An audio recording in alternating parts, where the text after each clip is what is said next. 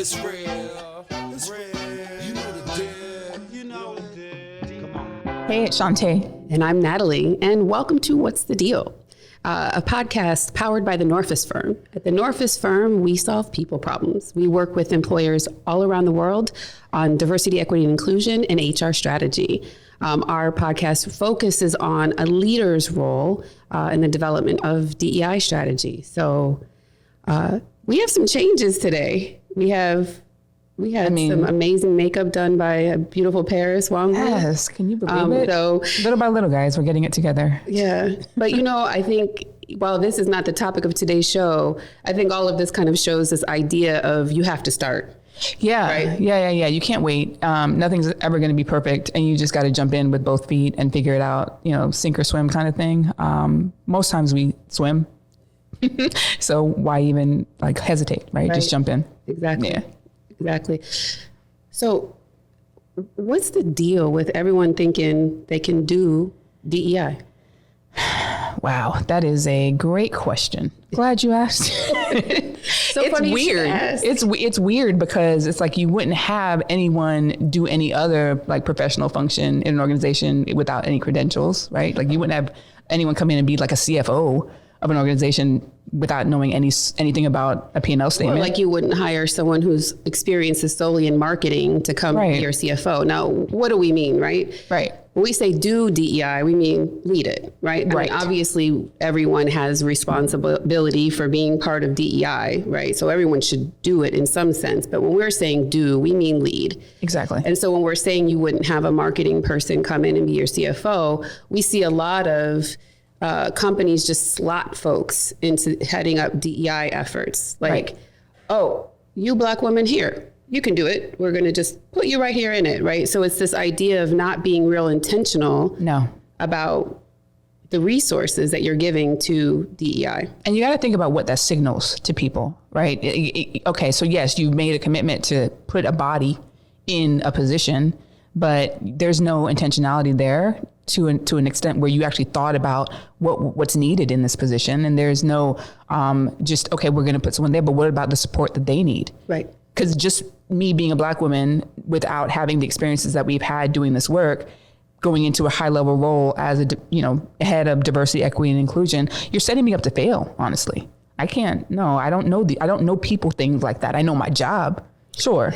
I know my experience, what I've had to do, but I don't know how that translates to everyone else. And we talk about this a lot, not just in the DEI space, but also even when it comes to HR, that when it involves people, a lot of times leaders think, oh, that's easy. But really, it's the hardest thing. It's like the most complicated part of things because people come to the job with all their different perspectives and backgrounds and experiences. Right. And you're trying to make all of that run in sync. Right. So to think that, again, if you have a really talented marketing person who doesn't have, the expertise in DEI and the programmatic side and the measurement side and all of that, and you're relying on maybe their lived experience, which is super important, but it's like you can't carry the job on lived experience alone. And so we have folks we'll talk to where they just got plopped into a job and they're like, oh, I looked on the internet and it kind of probably sounds like, at least for me as a lawyer, when people tell me they've Googled a legal issue and I'm like, yeah, but no, right? No. And so this idea that you can just go look on the internet and figure it out it really undermines some of the work. Right, exactly. So why do you think why do we even need people in this? Because if someone's just plopping someone in there, maybe they don't feel like you need to have certain skills to lead these efforts. So, why do you need someone that has these skills in there? It's a business function. Yep. Right?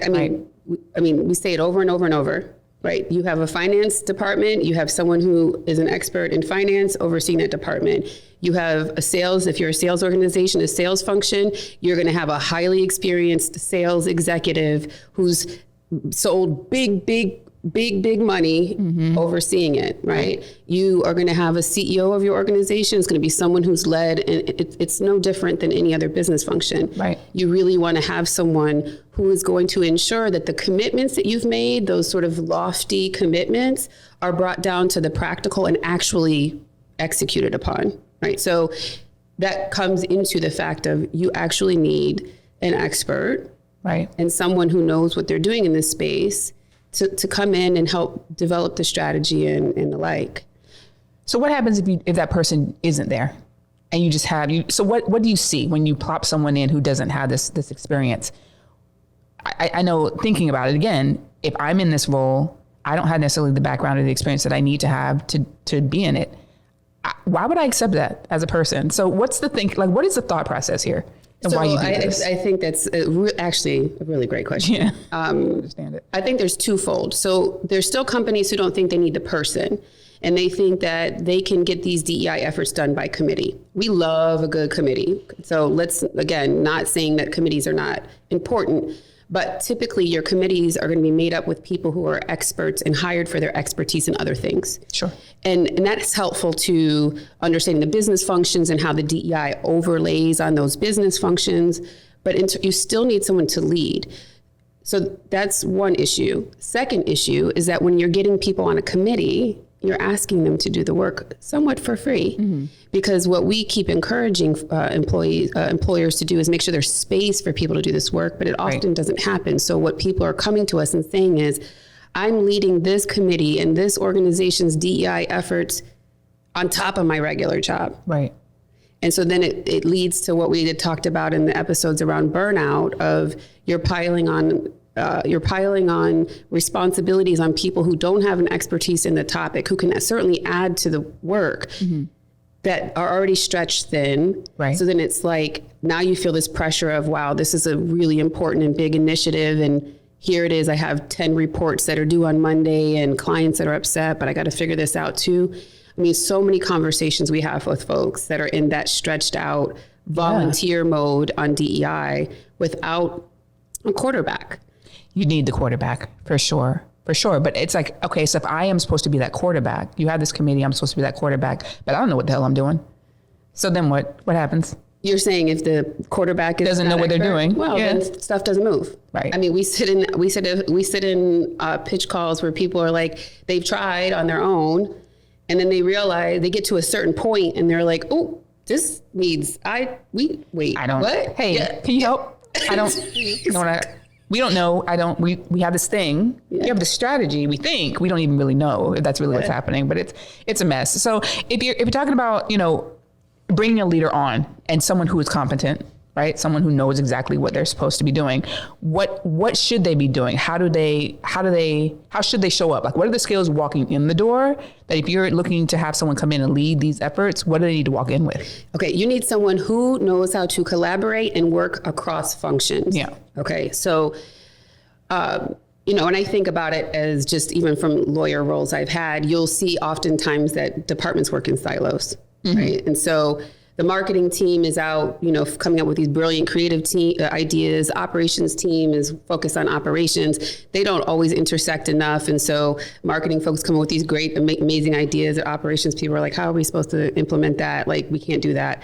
And so when you look at DEI, because I think it's really important to keep in mind that DEI is not only about HR stuff. It's not only about promotion and stuff. It's also about your marketing. It's also about supplier diversity. It's also about your philanthropic efforts. You need someone who comes in and can look across the organization and really be effective at building relationships cross-functionally. So I love what you're saying there, because it highlights the fact that this person needs to be strategic in their thinking. Like, they need to be, we come across a lot of people who are very task-oriented. They're great at checking the boxes, and they're great at maybe moving some things forward occasionally, but to your point, they can't see across the organization to understand where the gaps are and where the potential risks are in not really looking at this work through a DEI perspective.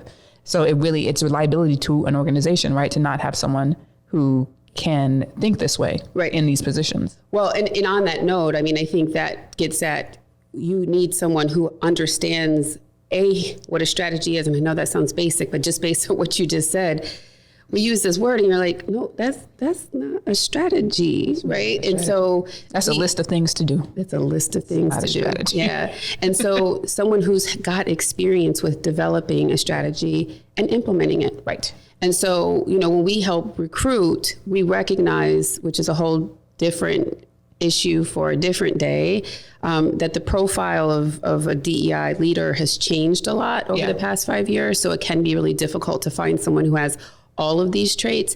But that's why we look at, have you developed a strategy in government relations? Have you developed a strategy in really mostly any topic, so that it helps to know that you know what a strategy is, you know what kind of goes into developing one, and you have experience in implementing, because that leads to the next thing, which is the project management piece. Yeah, that's big. So once it's time to actually execute on these goals that, you know, your DEI leader, your DEI committee, y'all have come up with, someone has to see them through. And that's another place where these things fall down, because everybody has an idea on DEI. Like everybody. And so it is as I always say, it's very easy to get swept away by a lot of great ideas. But if you don't have the North Star, an anchor, something has to anchor you. Yeah. And like understanding, how does each thing we're doing fit within our strategic goals? Right. Then it starts to fall down. And so we talked about being strategic. We talked about being able to project manage. We talked about being able to work collaboratively. What else? What's missing? Data. I mean, would it be our podcast if we didn't mention data once? At least once. Yeah. So someone who knows how to tell stories with data, who understands the power of it, who understands why they're looking at it. Again, they don't necessarily need to be the person manipulating the data, which gets at, make sure people have teams. Yes. The support. Resources.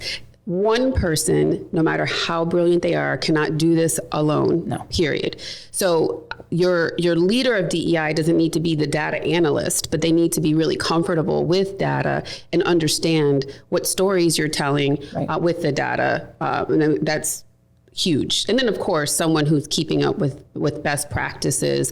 The trends in DEI change dramatically and often. And so, you know, we spend a lot of time reading and following social media and all the things, because all of that contributes to how many times am I DMing you like a little, you see what this person said? And it's like, oh, okay, we got to add that to the list. Put that in the folder for the training. Every day somebody says something where you're like, oh, okay, they don't know that either. All right. Yeah. I'd add that to the list for sure. Yeah. All right. So we talked about it. We had the data, we had the collaboration, we had the being able to think strategically, communication. We didn't talk about communication. We actually need to talk about communication. Please. Because that really kills a lot of these initiatives and efforts, because you may be doing really good things and you may have someone in there that's a great communicator amongst maybe the C-level or people that they deal with directly, but it's not just that type of communication.